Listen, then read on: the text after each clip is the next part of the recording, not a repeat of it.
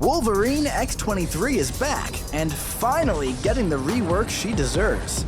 Her critical hits inflict bleed passives, but against bleed-immune non-tech champions, those become ruptures instead. Her special too grants a vicious passive, doubling the amount of bleeds on her crits and juicing them up even further. Now, she also builds Frenzy by striking the opponent or dodging their specials. Building her Frenzy is important, and it grants her increased critical rating. Punishing their specials or intercepting the opponent grants a Pursuit passive, and striking the opponent with Pursuit grants extra Frenzy. And with over 100, performing a fourth light attack inflicts an eviscerating stun, consuming her Frenzy and allowing her to rip her opponent to shreds with constant light attacks. X-23's got some other tricks up her sleeves. Stay tuned to find out what else she can do. Have you updated yet? Well, you should. X-23's buff is waiting for you in the December update. Alright, so let's dive into the full ability breakdown of the buffed up version of X-23. So this is kind of an overall summary of the character. So if you intercept or punish an opponent's special attacks, you're going to get a Pursuit passive which allows her to counter evade. So this one should be pretty reliable if you're good at intercepting or if you just know how to punish the end of a special. You also build the Frenzy by hitting the opponent or dodging special attacks, and that is the one that grants critical rating. So your crit rating is just going to be going up and up. Critical hits inflict a bleed passive, but against bleed immune champions you inflict ruptures instead. Absolutely love this, dude.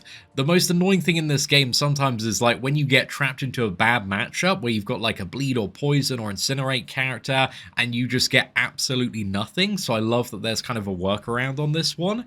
And also with over 100 Frenzy, performing a fourth light attack inflicts a stun that allows for rapid light attacks, and this consumes all Frenzy. Now this ability is the one I am most excited for, because I think this is going to be a little bit crazy for kind of wombo combo finishers, right?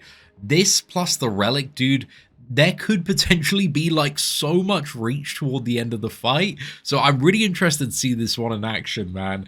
It just looks ridiculously fun. The special 1 is going to pause all personal damaging effects, and the special 2 grants a vicious passive, I believe, which doubles the amount of bleeds on critical hits. So yeah, overall, a pretty interesting base kit there, but let's go into exactly what the abilities are as well. So the first thing is Laura's healing factor prevents her regeneration rate from being decreased and lowers the duration of incoming bleed effects by 90%. So she's going to be quite resistant to incoming bleeds. It's just the duration and not the effectiveness of these bleeds though, right? So if you still have like a really, really nasty small bleed, could be a very bad time there. But the thing is, there's no rupture resistance, so Yondu is still going to be, I assume, pretty goated for dispatching of her. And also reduces poison effect duration by 60%. Her critical penetration is reduced, however, by 30% flat. Now, against skilled champions, Laura's parry mastery inflicts a stun passive instead, lasting for 1.5 seconds. For each rank invested in the petrify mastery, this stun passive also reduces the opponent's regen and combat power rate by 10%. This, against skill champions, dude, big W. Kind of similar to, I believe, Jean Grey's Awakened ability here. So yeah, really, really like this one. Super clutch for just getting around all sorts of, like, really annoying shrug-offs there. So this is the ability we talked about earlier. If you perform an intercept or punish the opponent's special attack, it gives her a Pursuit passive for 4 seconds or 8 seconds against skilled champions. So bullseye, dude. Can get around that evade there. Very nice. Got the passive stun. A lot of good things synergizing. The Wolverine relic is also going to give her additional crit rating while she has a regeneration effect active. So nice little kind of relic bonus there. Then we've got the regeneration. So when Laura is struck, she has a 15% chance to gain a regeneration passive, healing for 15% of missing health over 16 seconds, and this has a maximum of 2 stacks, but as a defender, these heal 3% of missing health instead. After knocking her opponent down, Laura stands still for 0.8 seconds. If she does not perform an action before this ends, she will consume 20 Frenzy to gain a personal regeneration passive. So she still has access to regeneration. You can gain 2 stacks of it, but that consumes your Frenzy, which you need 100 Frenzy to enter kind of the wombo combo state, so potentially for certain matches and sustain might be alright. On those face hits, you're also going to gain a chance to gain a bit of regeneration, so that could also be not too bad in some scenarios. So her Frenzy, how do you build this up?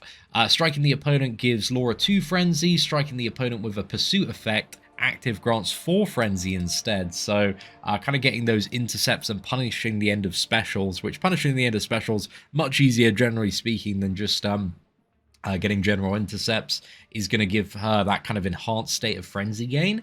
And also dodging a special attack hit grants 4 Frenzy, but this has a cooldown of like 0.3 seconds. And Frenzy rapidly falls off after not gaining Frenzy for 2.6 seconds. However, it cannot fall off during special attacks, while hitting the opponent's block, or while Laura's Striker is active. And she gains additional 8,400 crit rating based on Frenzy, maxing at 100 Frenzy there. So 100 Frenzy, big crits, lots of crits. Very, very excited to see that. So, Lacerating critical hits, this is the bleed passive for 12 seconds, and all personal damaging effects scale with base attack only, but are affected by class relationships. Against non-tech bleed immune champions, Laura changes her fighting style to instead inflict ruptures, copying personal bleed behavior, but with 30% reduced potency. So again, it's still nice to get something, but against, I believe, robots, this is not going to function there. So it's going to be non-tech bleed immune characters. So tech bleed immunes are, yeah, just going to absolutely ruin this character's day there. And then we've got tapping into instincts as an attacker. The 4th light attack, while over 100 Frenzy, inflicts an eviscerating stun passive for 3 seconds. For every 10 Frenzy above 100, this duration is increased by 0.2 seconds. All Frenzy is consumed at the end of this stun. So for this stun, you get a total of, 5 seconds on this stun? Which is pretty nice, because you combo in.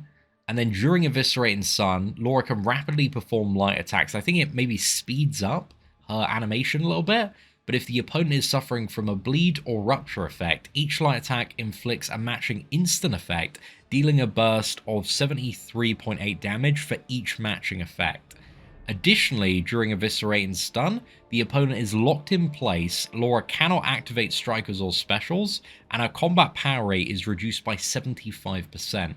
Performing any action that is not a light attack ends Eviscerating Stun early. So you got to make sure you just spam light attacks when this is happening. I think it speeds up the pace that you can do it. So you got like 5 seconds of rapid light attacks, and then I assume once that ends, if you kind of just work the combo properly, and it might take maybe a bit of getting used to, I assume you could probably still chain on the Striker after that as well. But yeah, I'm curious to see like how all of this is going to come together. And exactly what you're going to be able to get away with on this one. And then on the special one, personal bleeds, rupture, and cruelty effects are paused during this special attack and for 5 seconds after. So yeah, that one's pretty interesting, indeed. I like the additional value of just like pausing everything. And then on the special attack 2, on activation, gain a non-stacking 20% vicious passive for 10 seconds, pause during the opponent's special attacks, and while active, critical hits inflict an additional bleed passive. So yeah, this is the one really to like get a lot of the bleeds going, and then you can like pause it via the special one as well. So yeah, it's the setup to Laura's Spike that is Eviscerating Stun. Setting this up before a stun can lead to, frankly, ridiculous amounts of bleed damage, both through burst and damage over time. So the combo looks really cool, dude. It looks really, really cool. And then on the special 3 as well, consume all Frenzy to grant Laura a cruelty passive for every 20 Frenzy consumed for 8 seconds. And this has a maximum of 12 stacks. So for dealing with stun immune targets, this is kind of the option, because it looks like the Eviscerating Stun, you still need to be able to stun the target in order to get off this combo here. So yeah, this gives like additional cruelty, So scaling with also the frenzy as well, you can see that some damage certainly could come into play there. So that's just an alternative playstyle in certain matchups. Now, for the signature ability, one of the most annoying defenders I fought recently is actually the buffed up version of Punisher, and it looks like this signature ability is just designed to absolutely destroy him. So while a skill opponent is suffering from 8 or more personal bleed or rupture effects, performing special attacks or activating eviscerate and stun inflicts a marked passive for 5 seconds. So marked, I believe, prevents like the indestructible or immortality effects. So I assume this goes like straight through Punisher. I don't know if it goes through Nick Fury as well and prevents his second life. I'm really not too sure if Mark like covers that one as well. But yeah, that could be very, very interesting, especially for the Punisher buff, because he is, yeah, very, very annoying with like that triple indestructible. And then when Laura is inflicted with a bleed effect, she has an 80% chance to gain a personal regeneration passive, and also increases personal vicious potency by 50%. So yeah, overall, the awakened ability for like certain skill matchups could be really valuable, but I'm just kind of loving like all of the things that she has to get around skill defenders with like, you know, the evade counter, the passive stun, the marked passive. It just seems like, you know, they've really targeted a lot of those most annoying skill champions, and there's still a few out there, so I'm curious to see how she does. Some of the synergies as well, we've got a Wolverine one. So X-23 gets, while Laura's personal regeneration is active, personal bleeds, rupture, and cruelty effects expire 20% slower. So that one now seems okay there. However, Wolverine intercepting the opponent grants a 20% precision buff for 12 seconds, max 3 stacks. This one is very interesting. I'm curious to see how it scales. Wolverine is still like, you know, you want him a horseman, you want the full team synergy, but like, if this is like 20%, what is it, crit rating, then may not be too good. If it's like 20% crit, dude, then yeah, that is actually cooking if it can get like, you know, 60% additional crit. But I'm not too sure how like diminishing returns works for this buff, and like exactly how potent it is, but it might be worth trying. So this one at least looks a little bit interesting. We got the Void's Resistance. That's kind of just like additional stats to various characters. We got additional adrenaline on Human Torch, which is a bit of a weird one there. And again, all the bonuses of present synergy champions if Human Torch is dead. I love that, man. Absolutely love that. So yeah, that is, you can go into the quest, sacrifice Human Torch, and then all characters can gain all of these bonuses. So that was just a little bit fun there. And we also have changes to incoming synergies. So you got the Old Man Logan one. Regeneration effects grant 15% attack rating for both of them. That one looks pretty nice to have. And then Magneto House of X. Bleeding cruelty effects gain 10% increased duration. So not too bad there at all.